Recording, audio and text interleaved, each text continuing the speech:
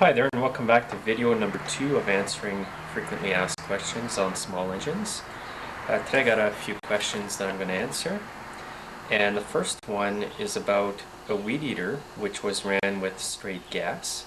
So this YouTuber asks, if cylinder walls are scored due to straight gas being run and you still have what seems good compression pulling the handle and the trimmer comes to you, is it worth repairing in most cases? Well, the answer is no.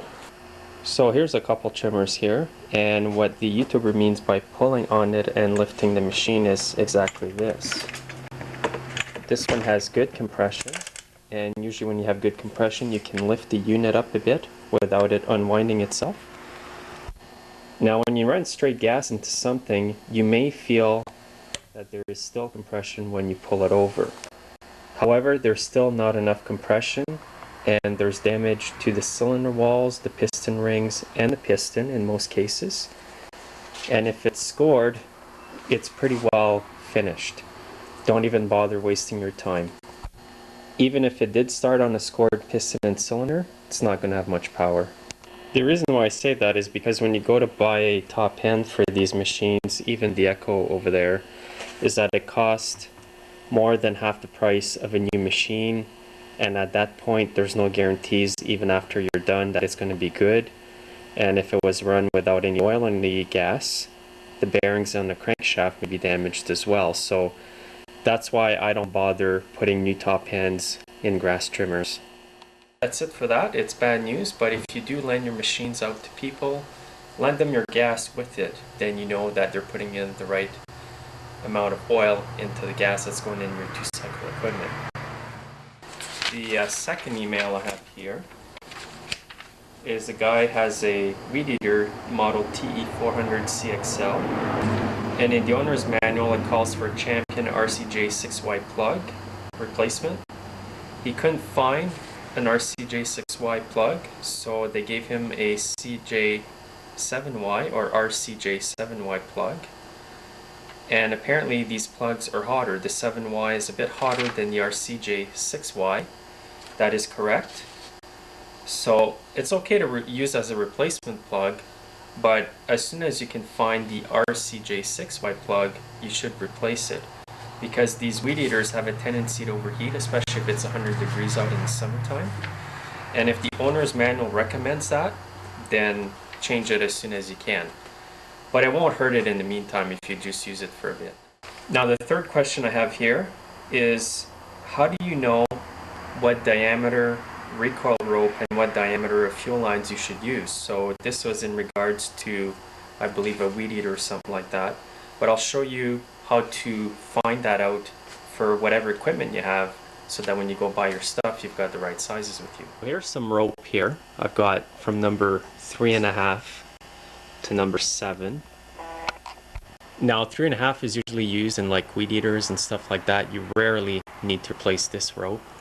Size number 4 I use in a lot of chainsaws. 4.5, which is this rope here, is used in most lawnmowers.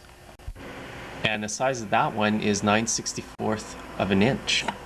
There's number 5, which is a bit bigger. Number 5.5. Number 6, and number 7. So here's a starter rope reference chart. If you buy number 3 rope, as you can see, it's 3/32 of an inch. 3.5 size is 7/64, and so on. You can probably Google a starter rope reference diagram, and you can probably get one online as well. So the best thing to do is, if your rope is out of the recoil, is just bring the rope with you when you go buy your cord.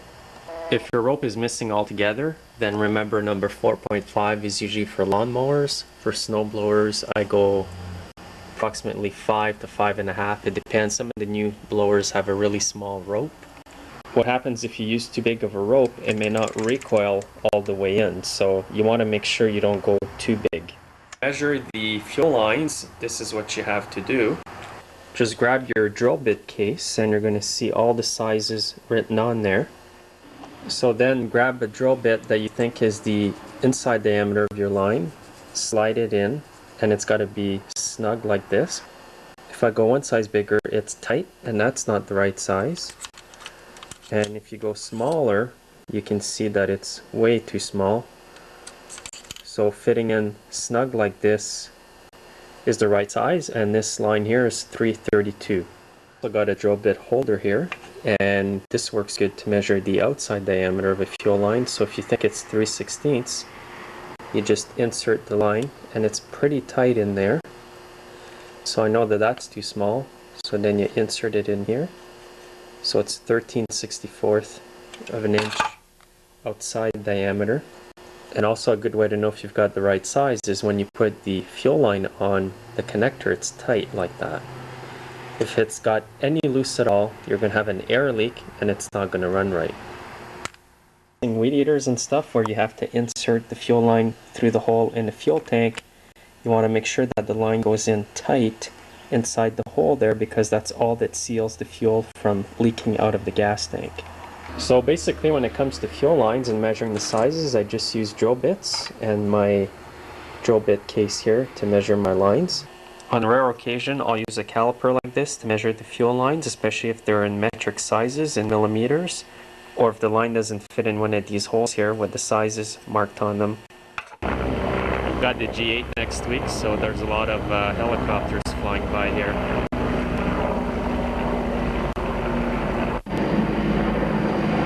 There's 2 helicopters there. The G8's going to be here in Muskoka next weekend, I believe.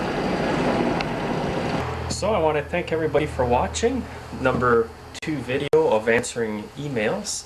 And I also want to thank everybody for contributing their donations in the last month. I really appreciate that. It does help to buy some stuff to keep going, and it does offset the cost a bit.